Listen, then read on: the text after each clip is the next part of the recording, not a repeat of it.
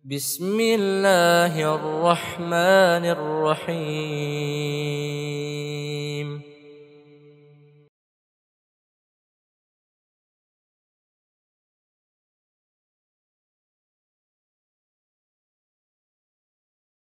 Assalamualaikum warahmatullahi wabarakatuh. Innal hamdalillah nahmaduhu subhanahu wa ta'ala wa bihi nasta'in. Asyhadu an la ilaha illallah wahdahu la syarika lah wa asyhadu anna Muhammadan 'abduhu wa rasuluhu al-mab'uts rahmatan lil alamin. Allahumma salli ala Muhammadin wa ala alihi wa sahabatihi wa azwajihi wa dhurriyyatihi wa man ittaba'a sunnatahu ila yaumiddin. Amma ba'd. Qala Allah ta'ala fi kitabihil karim wa huwa asdaqul qailin. A'udzu billahi minasy syaithanir rajim. Laqad kana fi qasasihim 'ibratun liulil albab ma kana haditsan yuftara walakin tasdiqal ladzi baina yadayhi wa tafsila kulli syai'in wa hudan wa rahmatan liqaumin yu'minun. Sadaqallahul azim. Amma ba'd. Alhamdulillah, jamaah salat maghrib dan isya Masjid Haja Nuriyah yang semoga senantiasa dirahmati oleh Allah Subhanahu wa taala. Alhamdulillah, sekali lagi kita bersyukur kepada Allah di waktu yang mulia ini, di waktu yang penuh berkah ini.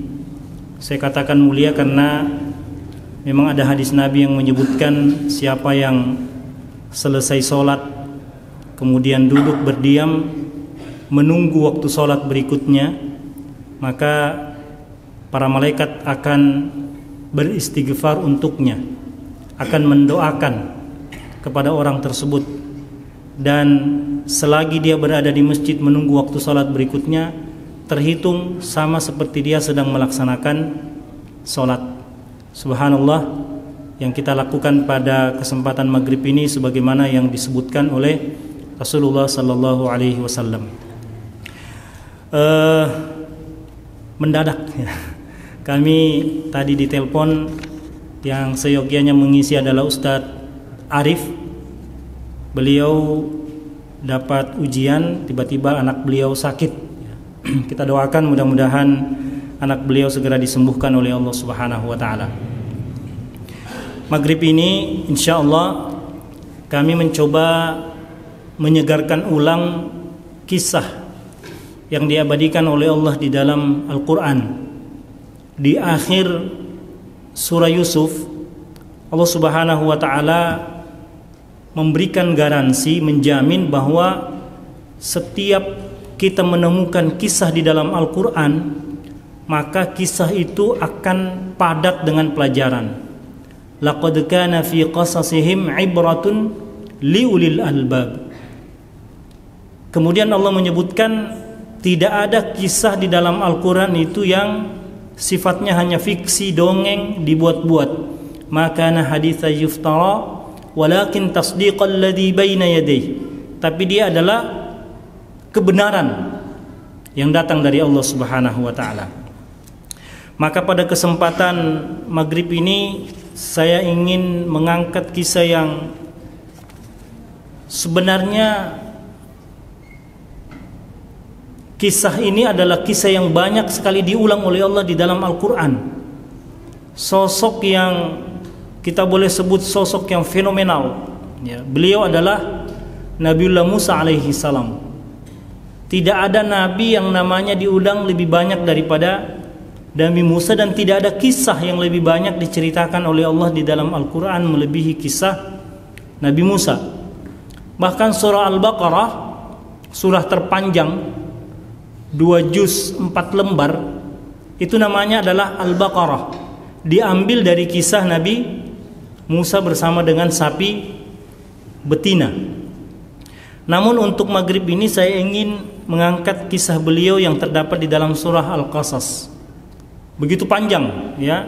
Allah menceritakan dengan sangat mendetail perjalanan Nabi Musa sejak lahir sampai kemudian kita lihat batas waktu yang ditentukan oleh Allah. Saya awali dari ayat yang pertama, a'udzubillahi minasyaitonirrajim, bismillahirrahmanirrahim. Qasim mim. Para mufassir sudah sering menjelaskan ini, bahwa ini termasuk kategori mafatihus suwar atau pembuka surah yang terdiri dari huruf muqatta'ah, yang disebut dengan huruf yang terputus-putus, ya. Tapi hanya huruf muqatta'ah ini yang bisa kita putus-putus, yang lain nggak boleh, ya. Misalnya Ar-Rahman, jangan kita sebut alif, lam, ra, mim, nun, nggak boleh. Jadi hanya muqatta'ah saja. Dan para ulama sepakat bahwa maknanya kita serahkan kepada Allah. Walaupun memang ada beberapa orang yang mencoba mengambil hikmah, ya, tapi kita tidak akan ke sana. Tilka ayatul kitabil mubin. Ini adalah kitab yang nyata dari Allah Subhanahu wa taala, yaitu Al-Qur'an. Ayat ketiga sudah langsung menceritakan tentang Nabi Musa. Natslu 'alaika min naba'i Musa. Wahai Muhammad, saya akan menceritakan kepadamu tentang Nabi Musa. Di sini Allah menyebutkan kata naba. Natslu 'alaika min naba'i Musa. Sebagaimana kita tahu, kata naba itu artinya adalah berita penting. Kalau kabar atau khabar itu berita biasa. Tapi kalau an-naba itu adalah berita penting, sehingga orang yang membawa berita penting ini disebut nabi. Maka nabi itu adalah pembawa berita penting. Amma yatasaalun 'anin naba'il 'azim. Dia adalah berita yang sangat penting, sehingga kisah ini menjadi menarik karena Allah sendiri menggaransi ini adalah berita penting. Kisah tentang Nabi Musa itu adalah berita penting. Wa fir'aun bil haqqi liqaumi yu'minun. Kisah antara Musa dan Fir'aun. Kemudian Allah menyebutkan inna fir'auna 'ala fil ardi wa ja'ala ahlaha syi'a yastad'ifu ta'ifatan minhum.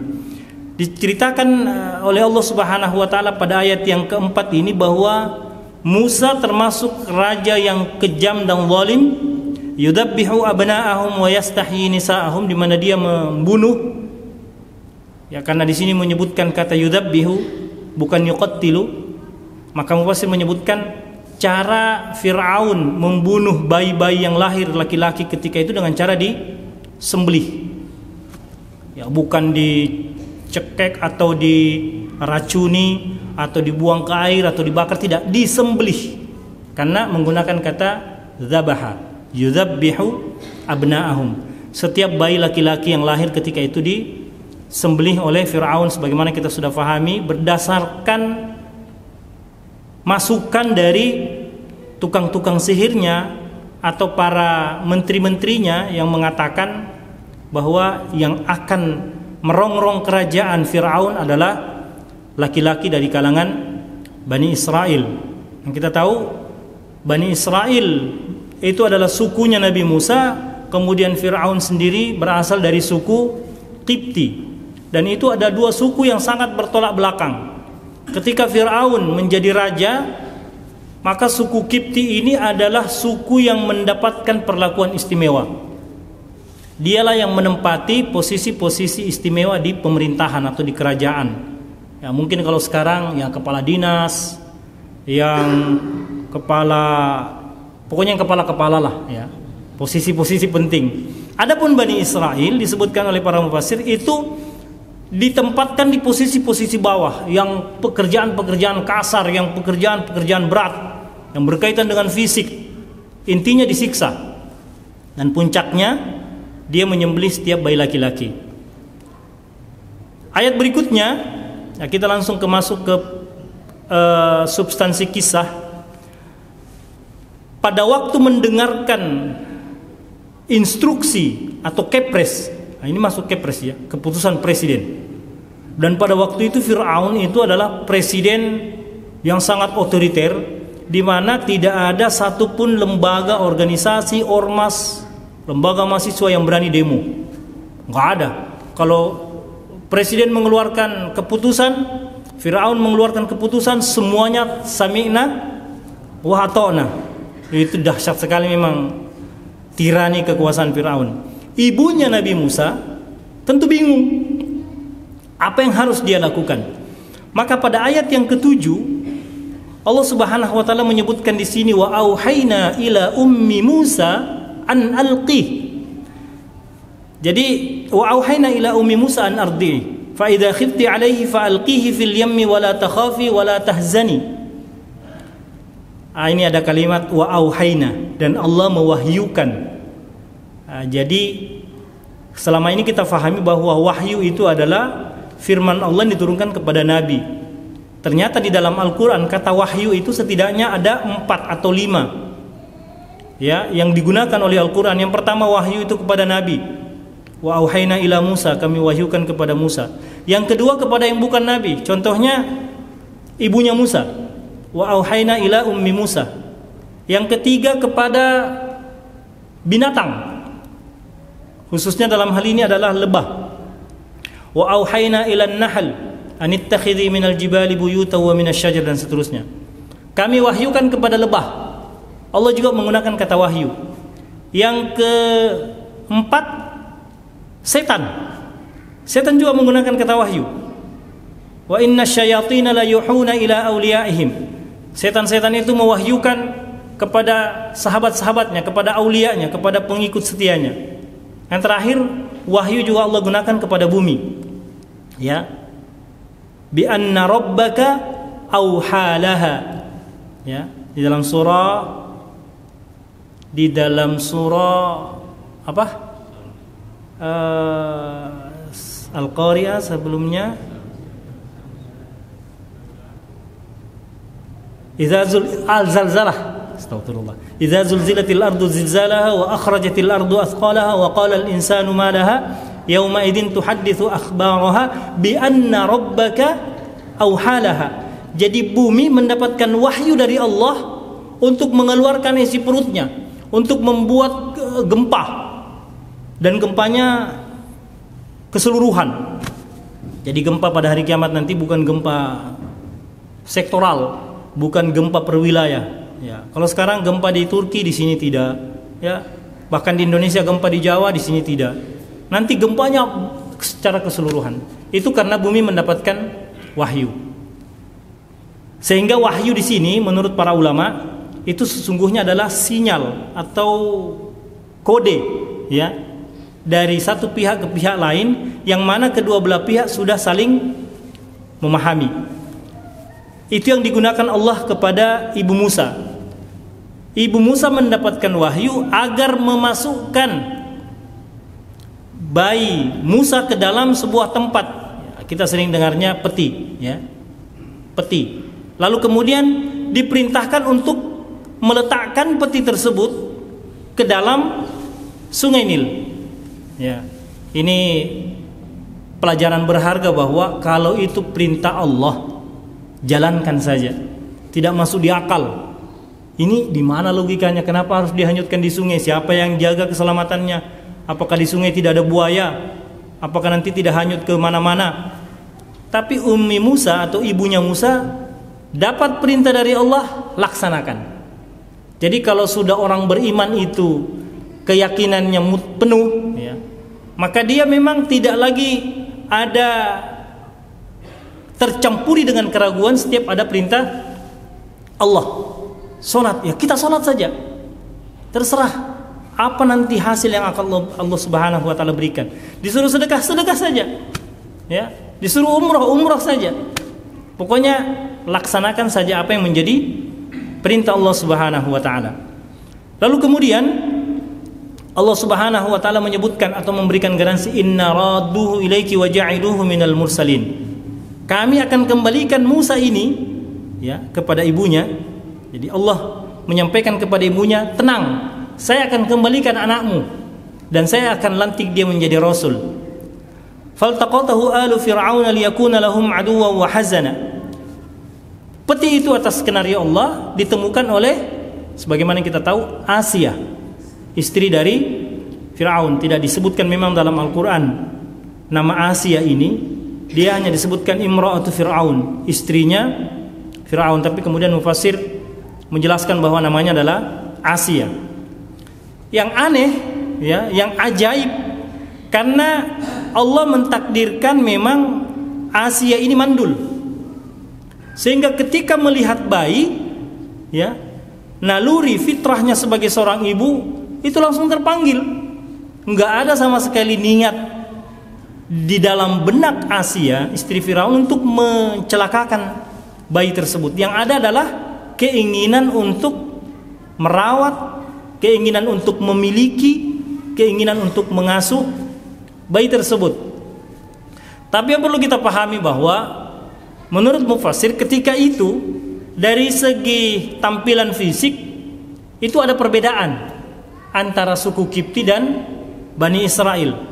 Jadi Fir'aun ketika menyaksikan bayi ini, itu dia tahu bahwa ini adalah bayi Bani Israel, di mana dia sudah mengeluarkan kepres, setiap bayi laki-laki dari Bani Israel harus dibunuh. Maka Fir'aun langsung mengatakan, bunuh, ini Bani Israel. Apa kata istrinya? La taqtuluh, jangan bunuh. Ya, kita bisa membayangkan bagaimana kondisi dialog antara Fir'aun dan istrinya. Fir'aun ini raja di raja, raja yang dikenal tidak pernah sakit, raja yang mengaku sebagai Tuhan, raja yang bisa mengeluarkan perintah apa saja, tentu atas izin Allah. Tiba-tiba, ya bahasa sederhananya, dibentak oleh istrinya, jangan dibunuh. Saya membayangkan, memang luar biasa itu Pak ya. Fir'aun saja takut sama istrinya. Jadi wajar aja Pak, kalau ada ustadz yang takut sama istrinya, wajar. Fir'aun saja yang begitu dibentak sama Asia, lah tak dulu, jangan dibunuh. Nggak jadi Pak dibunuh. Seharusnya kan Fir'aun, kepres ini, masa kepres dilawan oleh perintah istri? Tetap tidak jadi Pak. Jadi diamandemen itu kepres oleh istrinya. Subhanallah. Dan alasannya ya sederhana saja, asa ayyam fa'ana aw nattakhidahu walada. Nggak usah dibunuh, siapa tahu dia bermanfaat buat kita dan kita bisa menjadikannya dia sebagai anak.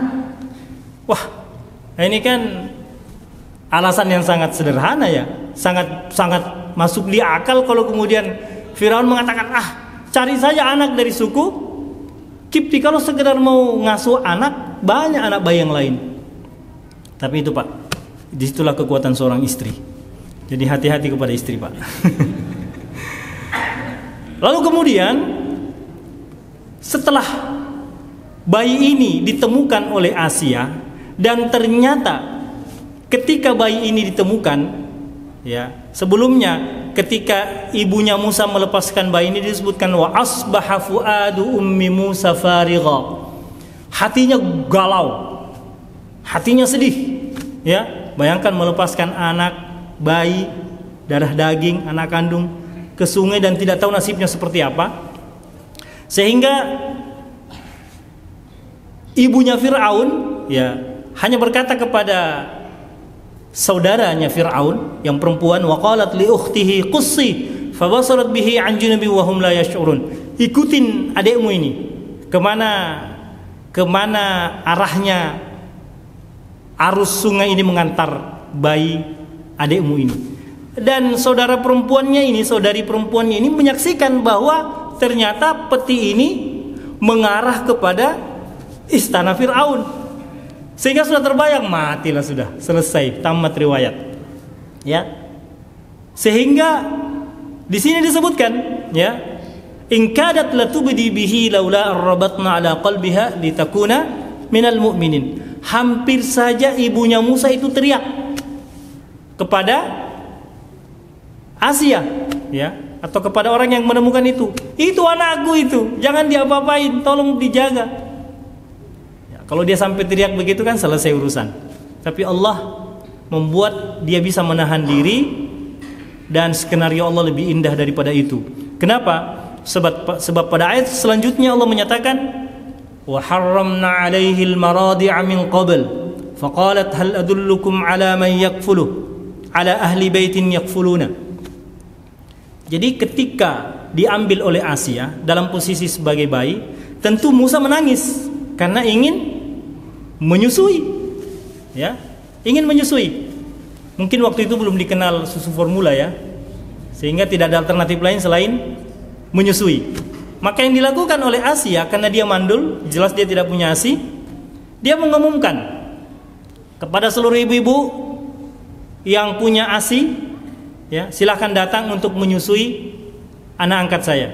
Berdatanganlah ibu-ibu ke istana. Ya, ini Nabi Musa sejak kecil sudah pintar, Pak. Dia nggak mau menyusu kepada wanita-wanita yang datang itu. Dikasih susu nggak mau, nggak tahu ya geleng-geleng apa enggak. Pokoknya nggak mau lah. Karena nggak disebut sini geleng-geleng atau gimana. Sampai kemudian saudara perempuan yang juga datang menyampaikan ini berbicara kepada Asia. Maukah aku tunjukkan kepadamu seorang ibu yang punya ASI, yang moga-moga ibu itu mau menyusui atau bayi ini mau menyusui kepada ibu itu, ya. Di sini disebutkan hal adullukum ala ahli baitin yakfulunahu. Akhirnya dipanggillah, kata Asia, silakan datangkan. Pas datang ibunya, ya, Musa langsung menyusui dengan lahap. Apa kata Asia? Oke, kamu tinggal di sini sekarang. Itu skenario Allah, ya. Tidak pernah terbayangkan oleh ibu Musa akan seperti ini jalannya. Sehingga ibu Musa yang tadinya hidup pas-pasan di rumah sekarang tinggal di istana dengan segala kemewahannya sembari merawat anaknya sendiri. Jadi luar biasa. Kalau Allah yang punya skenario, Allah yang punya rencana, insya Allah itu yang terbaik, ya. Walaupun memang kadang-kadang setelah 20 tahun baru, oh iya ya, kenapa kemarin saya kecelakaan misalnya, ya? Kenapa saya kemarin kecelakaan? Oh ternyata itu ada rencana yang luar biasa. Hikmahnya 20 tahun kemudian. Ada juga yang mungkin hikmahnya 2 hari. Tapi intinya bahwa segala ketetapan Allah itu yang terbaik buat kita, meskipun mungkin tidak sesuai dengan harapan kita. Lalu intinya kemudian menyusulah Musa kepada ibunya. Singkat cerita, hiduplah, saya pernah baca riwayat, kalau saya tidak salah Ibnu Katsir yang menyebutkan bahwa hiduplah Nabi Musa bersama ibunya di istana selama 20 tahun. Dipelihara oleh orang yang menjadi musuh besarnya, yaitu Firaun. Jadi Firaun ini seolah-olah memelihara singa yang kelak kalau besar akan menerkamnya tanpa dia sadari, ya. Yang memang menjadi peringatan dari ahli nujumnya. Maka disebutkan walamma balagha asyuddahu wastawa atainahu hukma wa ilma. Ketika Nabi Musa sudah mulai dewasa, Allah berikan kepadanya hikmah dan ilmu. Di sini belum dilantik menjadi nabi, ya. Ada riwayat menyebutkan seperti itu. Dan untuk pertama kali ketika itu Nabi Musa keluar dari istana. Jadi selama ini dia hidup di istana dengan penuh kemewahan. Pada usia 20 tahun dia keluar dari istana. Kalau bahasa kita pengen jalan-jalan. Apa yang dilakukan oleh Musa? Wa dakhalal madinata ala hini ghaflatin min ahliha. Dia memasuki sebuah tempat, sebuah kawasan, sebuah kampung, di mana di kampung itu penduduknya sedang tidur siang. Ini tafsir dari ghaflatin min ahliha, sedang lalai, artinya sedang istirahat. Tapi di antara orang-orang yang sedang istirahat, Nabi Musa menemukan fawajada fiha rajulaini yaqtatilan.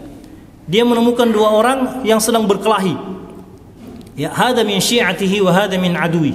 Yang satu dari kelompok Bani Israel atau suku Bani Israel, yang satu dari suku Kipti, sukunya Firaun, berkelahi. Ketika suku Bani Israel melihat Musa, dia tahu ini orang Bani Israel. Jadi saya sudah sebutkan tadi bahwa ciri Bani Israel jelas. Mungkin kalau sekarang ginilah, antara Cina dan Afrika gitu. Itu kan ketahuan Pak ya. Jadi orang Cina itu biar ngaku orang Afrika nggak mungkin orang percaya.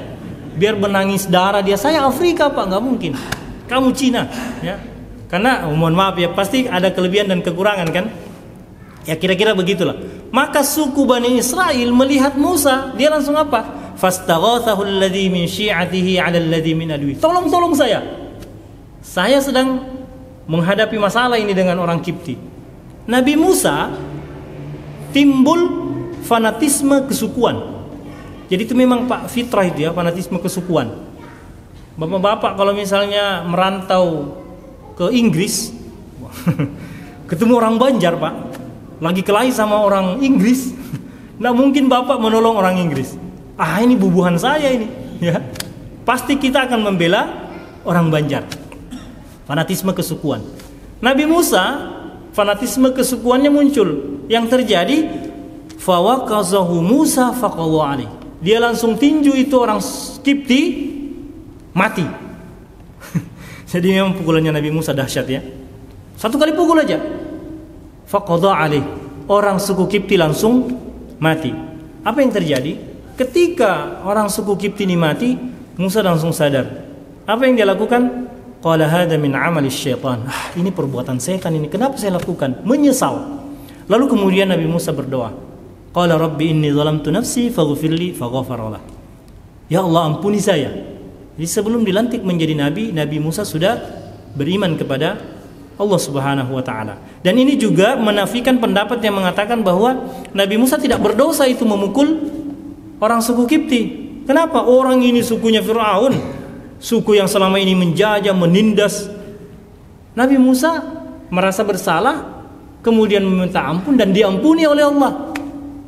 Kalau saja dia tidak bersalah, tentu jawabannya kamu tidak bersalah wahai Musa. Tapi jawabannya, oke, saya ampuni kamu. Maka kemudian Nabi Musa bertekad, qala rabbi bima an'amta alayya falan akuna zahiran minal mujrimin, falan akuna zahiran lil mujrimin. Saya tidak akan lagi mengulangi perbuatan saya ini. Ya Allah, saya bertekad tidak akan lagi mengulangi perbuatan saya. Apa yang terjadi? Nabi Musa juga merasa ketakutan setelah membunuh suku Kipti itu. Maka disebutkan fa asbaha fil madinati khaifan yataraqqab. Dia dalam kondisi ketakutan, dalam kondisi galau. Tiba-tiba fa idzal ladzi istansarahu bil amsi yastasrihu. Ketemu lagi beberapa hari kemudian, ketemu lagi sama sukunya yang dari Bani Israel ini, yang kemarin kelahi, ketemu kelahi lagi. Mungkin preman gitu ya, preman pasar, kerjanya kelahi ya. Apalagi sekarang dia merasa, wah ada backingan ini, backingan Nabi Musa gitu ya. Ada masalah, kontak aja Nabi Musa, miss call Nabi Musa gitu. Benar, besoknya dia kelahi, Nabi Musa ya atas izin Allah, ya atas skenario Allah, ketemu lagi sama orang itu.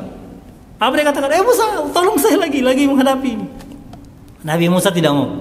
Qala lahu Musa innaka laghawiyyun mubin. Enggak, saya enggak mau lagi. Ya, saya enggak mau lagi menolong kamu karena kamu termasuk orang-orang yang menyesatkan saya. Ya, kamu orang yang mencelakakan saya. Tapi ternyata susah Pak, yang namanya fanatisme kesukuan itu. Ya, fanatisme kesukuan itu memang susah. Ya, jadi perlu latihan kita. Nabi Musa saja susah menghindari. Ternyata Nabi Musa tetap berusaha untuk menolong sukunya, kawannya dari Bani Israel. Tapi kemudian suku Kipti ketika melihat Musa maju, dia ketakutan. Sebab berita tentang pukulan Nabi Musa yang kemarin itu sudah menyebar. Wah, ada laki-laki ini ngeri. Wah, kalau sekarang kira-kira di dunia MMA gitu ya, tiba-tiba ada pemain MMA baru gitu, satu kali pukul jatuh musuhnya, wah langsung viral. Wah, nggak ada lagi petinju-petinju berani yang lain yang berani gitu. Sama dengan ini, ketika dia lihat Nabi Musa maju, wah ini kayaknya bakal dipukul saya. Maka dia segera mengatakan, ya Musa, aturidu an taqtulani kama qatalta nafsan bil ams. Apakah kamu mau bunuh saya juga seperti kamu membunuh kawan saya yang kemarin? Ya, kalau kamu lakukan itu sesungguhnya kamu orang yang kejam. Ya, dialog ini ternyata membuat Nabi Musa tidak jadi membunuh orang tersebut. Tetapi kemudian yang terjadi adalah Nabi Musa ketahuan. Ya, jadi ada riwayat yang menyebutkan sejak peristiwa pembunuhan yang pertama yang dilakukan oleh Musa, Fir'aun sudah langsung mengatakan bahwa Musa DPO. Jadi anak angkatnya yang keluar dari istana tiba-tiba keluar, hilang kemana ini Nabi Musa? Tiba-tiba bikin keonaran di luar. Ya, ini kan selama ini tinggal di istana, keluar dari istana tiba-tiba bikin keributan. Firaun yang mungkin punya firasat lah ya, kalau bahasa kita, wah ini sudah barangkali nih yang bakal mengancam kerajaan saya. Maka dia langsung menetapkan Musa sebagai DPO, sebagai buronan. Dan itu diketahui oleh Musa setelah ada orang yang melaporkan kepada dirinya, ya. Di sini disebutkan waja'a rajulun min aqsal Madinah. Datanglah seseorang dari sudut kota atau sudut desa. Qala ya Musa, wahai Musa, innal mala'a ya'tamiruna bika liyaqtuluk fakhruj innaka inni laka minan nasihin. Raja, yaitu Firaun, sedang rapat, ya, sedang berkumpul membahas tentang nasibmu. Apa itu? Kamu mau dibunuh. Jadi intinya kamu dicari, mau dibunuh, maka saya sarankan fakhruj, sekarang keluar. Keluar dari mana? Dari Mesir. Ini peristiwa terjadi di Mesir, ya. Fakhruj inni laka minan nasihin. Saya termasuk orang-orang yang memberikan nasihat yang penting buat kamu. Musa langsung percaya, maka dia langsung keluar. Fa kharaja minha khaifan yataraqqab. Dia keluar dari Mesir dalam kondisi enggak tahu mau kemana, juga dalam kondisi ketakutan, sehingga disebutkan tidak ada persiapan perbekalan yang beliau bawa. Bahkan disebutkan tidak pakai sendal, tidak pakai sepatu, tanpa alas kaki. Menuju kemana? Dia berdoa kepada Allah, ya Allah bimbing saya. Qala rabbi najjini minal qaumidh dhalimin, selamatkan saya dari orang-orang yang zalim, yaitu Firaun. Walamma tawajjaha tilqa'a madyana qala asa rabbi ay yahdiyani sawa'as sabil. Allah membimbingnya ke arah Madian. Dan Nabi Musa mohon kepada Allah, ya Allah, jangan sampai saya tersesat. Bapak-bapak, ibu-ibu yang saya hormati, antara Mesir dan negeri Madian itu jaraknya kurang lebih 460 kilo. Jalan kaki, tanpa bekal, sendiri, ketakutan. Wih, bayangkan Pak, naik mobil aja Pak capek. Naik mobil 460 kilo itu Pak. Setiap warung mampir, ya. Habis itu bisa mampir sholat, itu pun lelahnya luar biasa. Ini Pak sendirian, tanpa alas kaki, tanpa bekal, jalanannya belum seperti sekarang, bukan aspal, dan dalam kondisi ketakutan. Bagaimana lelahnya itu. Tapi tidak disebutkan di ayat ini tentang bagaimana perjuangan Nabi. Itu disebutkan di dalam tafsir, khususnya Ibnu Katsir, ya. Kaki beliau itu melepuh, pokoknya enggak karu-karuan. Luka-luka di sana sini sampai beliau tiba di negeri Madian. Di sini hanya diceritakan bagaimana ketika beliau tiba di negeri Madian. Walamma warada ma'a Madyan wajada 'alaihi ummatan minan nasi yasqun. Tiba di negeri Madian, pas tiba di tempat sumber mata air. Pas waktu itu beliau menyaksikan orang-orang sedang ambil air minum di sumber mata air itu. Tapi di antara pemandangan orang-orang yang sedang ambil air minum, beliau menyaksikan wa wajada min dunihim imra'ataini tazudan. Ada dua orang, bahasa kita cewek lah ya. Ada dua orang gadis gitu ya. Ini enggak ngambil air. Ya. Ditanya oleh Musa, qala ma khatbukuma? Apa yang terjadi dengan kalian? Apa kata mereka? Qala ta'ala nasqi hatta yusdira ar-ri'a wa abuna syaikhun kabir. Kami enggak bisa ambil air minum sebab kami perempuan. Ya, ayah kami sudah tua sehingga tidak bisa ke sini, maka kami yang wanita ini yang ke sini, tapi kami hanya bisa ambil air kalau mereka sudah bubar. Ya, dalam riwayat disebutkan bahwa persoalannya adalah ketika mereka bubar, laki-laki ini bubar, sumur itu ditutup menggunakan batu yang beratnya hanya bisa diangkat oleh 10 orang. Jadi wanita ini hanya mengambil sisa-sisa air di sekitar sumur yang tergenang, ya, bekas-bekas mereka ngambil air, itu saja yang mereka ambil. Ya. Melihat ini, wah, Nabi Musa tampil sebagai pahlawan gitu ya. Tapi beliau ikhlas ya. Tidak ada sama sekali niat apa-apa gitu. Ini kan wah, kesempatan ini ada cewek ini gitu kan. Kalau anak muda sekarang, tapi beliau tidak. Dalam riwayat disebutkan beliau mengangkat batu yang bisa diangkat oleh 10 orang dengan tangan kanannya. Jadi bukan 2 tangan Pak, tangan kanan. 1 tangan aja. Wah. Kalau bahasa kita, wah cewek ini, wah ini baru ini. Cowok idaman gitu kan. Bayangkan Pak, 1 tangan diangkat. Habis itu dikasih air minum, pulang. Ya. Setelah pulang, Nabi Musa fasaqalahuma thumma tawalla ila adh-dhilli faqala rabbi inni lima anzalta ilayya min khairin faqir. Beliau istirahat di sebuah pohon, ya, dan beliau berdoa, ya Allah lapar. Bayangkan Pak, perjalanan ini di jalan cuman makan daun-daun, barangkali cuman makan, nggak tahu lah berapa hari, berapa minggu perjalanan, sehingga tiba di tempat itu. Beliau setelah menolong wanita ini sandar di bawah sebuah pohon dan berdoa, ya Allah lapar. Ini bahasa Al-Qur'annya min khairin faqir, diterjemahkan oleh mufassir lapar ya Allah, minta makan. Ini hebatnya Firaun ya, minta makan bukan kepada wanita yang dia tolong, tapi kepada Allah. Seharusnya kan, mbak lapar mbak, kalau ada nasi bungkus di rumah, nasi padang bawakan dong gitu kan. Enggak Pak, sudah nolong. Dan pertolongannya ini luar biasa karena ngangkat batu capek, tapi tidak, dia minta kepada Allah. Setelah wanita itu pulang, tiba-tiba datang, faja'athu ihdahuma tamshi ala istihya. Datanglah wanita yang tadi dia tolong memanggil Musa. Qalat inna abi yad'uka, bapakku memanggilmu, liyajziyaka ajra ma saqaita lana, untuk memberikan upah atas bantuanmu tadi, ya. Falamma ja'ahu wa qassa 'alaihi al-qasas qala la takhaf najauta minal qaumidh dhalimin. Ada mufassir yang menjelaskan kata istihya, malu itu di gambarannya mungkin pernah bapak-bapak dengar ya. Jadi ketika berjalan menuju dari sumur ini ke rumah, tadinya Musa berada di belakang, kemudian wanita itu di depan, karena yang tahu jalan adalah wanita itu.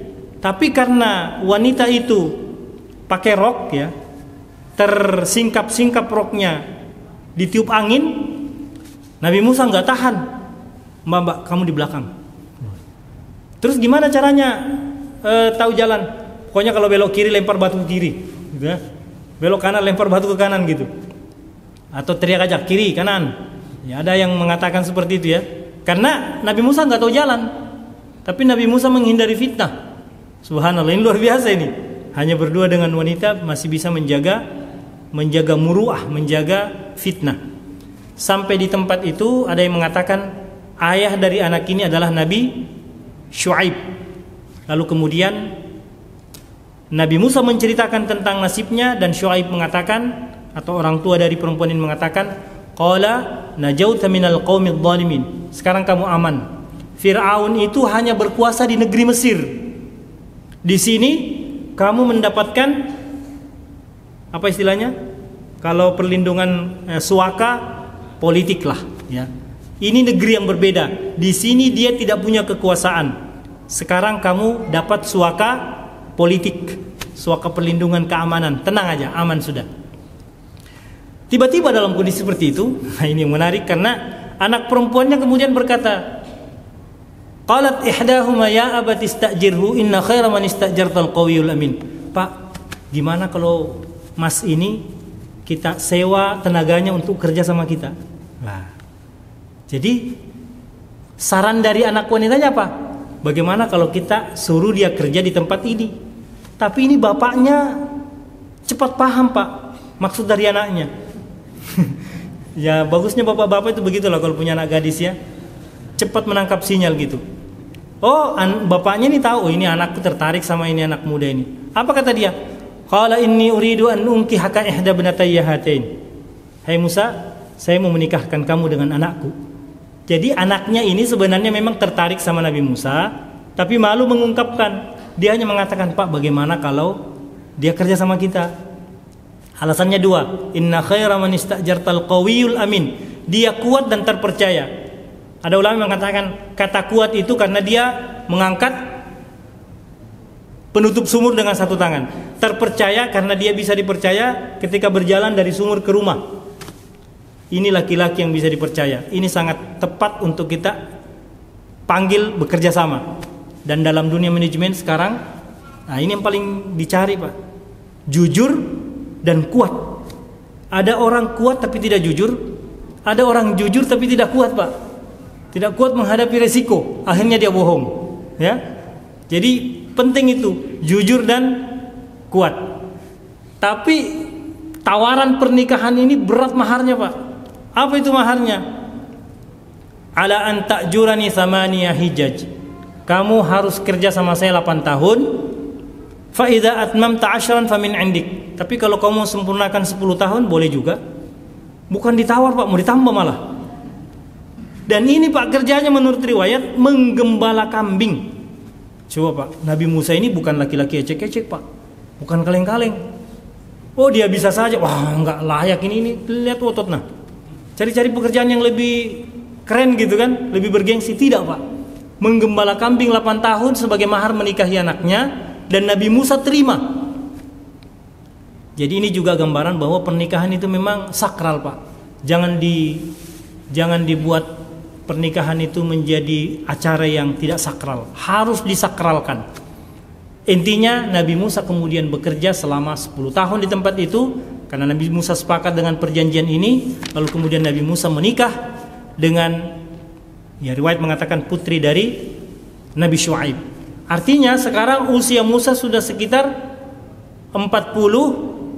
Ada yang mengatakan 35, ada yang mengatakan 40, ya. Karena dia tinggalkan itu, lalu kemudian proses perjalanan dan seterusnya, kemudian bekerja. Lalu kemudian Nabi Musa rindu pulang ke Mesir, rindu kepada ibunya. Bayangkan, Pak, 10 tahun tanpa berita. Ya, saya punya menantu sekarang lagi kuliah di Madinah, yang kemarin imam di sini, ya. Itu hampir tiap malam video call. Sekarang enak, Pak, mau jauh-jauh video call bisa tiap malam. Ini Nabi Musa enggak ada video call, Pak. Dia nggak tahu ibu saya masih hidup kah. Dia juga mungkin penasaran Firaun kayak apa nasibnya sekarang gitu kan. Kan nggak ada televisi, nggak ada berita. Jadi pengen balik, tapi kayaknya waktunya sudah tidak cukup, ya.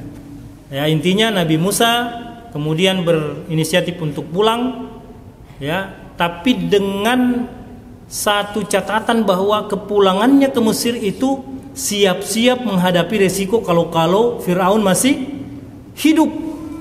Karena Firaun ini, Pak, perlu diketahui, menurut catatan sejarah tidak pernah sakit. Artinya apa? Fisiknya sangat sehat. Bahkan ada yang mengatakan bersin pun tidak pernah. Bayangkan, Pak, saking sehatnya itu, Pak. Ya. Kalau ada bapak-bapak yang nggak pernah bersin, mungkin justru kelainan itu, ya. Tapi Firaun ini, Pak, nggak pernah bersin saking sehatnya. Dia nggak pernah sakit, langsung mati, ya. Jadi saking sehatnya, jadi pasti ingatannya itu lihat Musa, nggak mungkin lupa. Ya, dalam perjalanan selanjutnya yang kita tahu, Nabi Musa memang benar-benar berhadapan dengan Firaun. Tapi sebelum pulang dan dalam proses kepulangan inilah Allah melantiknya menjadi nabi. Di sini ceritakan, ya, falamma qada Musa al-ajala wa sara bi ahli dan seterusnya. Lalu kemudian disebutkan di ayat yang lain, wa ana akhtartuka fastami' lima yuha innani anallahu la ilaha illa ana fa'budni wa aqimis salata li dzikri. Jadi disitulah dia dilantik di sebuah lembah yang suci, di mana Nabi diperintahkan untuk melepaskan sendalnya, terompahnya, lalu kemudian dilantik oleh Allah menjadi seorang nabi. Saya kira itu yang dapat kami sampaikan. Mohon maaf kalau kurang sistematis cara menyampaikannya, tapi insya Allah ayatnya sistematis, Pak. Jadi kalau bapak-bapak penasaran mau lebih sistematis, cari Al-Quran, lihat tafsir, insya Allah bapak-bapak bisa menemukan keindahan. Ya, kalau saya mungkin tidak terlalu fasih menyampaikan kisah demi kisah, rangkaian peristiwa demi peristiwa, tapi kalau di tafsir, apalagi kalau kita gabungkan beberapa tafsir, kita akan menemukan kisah yang utuh, indah, menarik, penuh dengan pelajaran. Sekira demikian, mohon maaf jika ada kehilapan dan kekeliruan. Wabillahi taufiq wal hidayah. Wassalamualaikum warahmatullahi wabarakatuh. Bismillahirrahmanirrahim.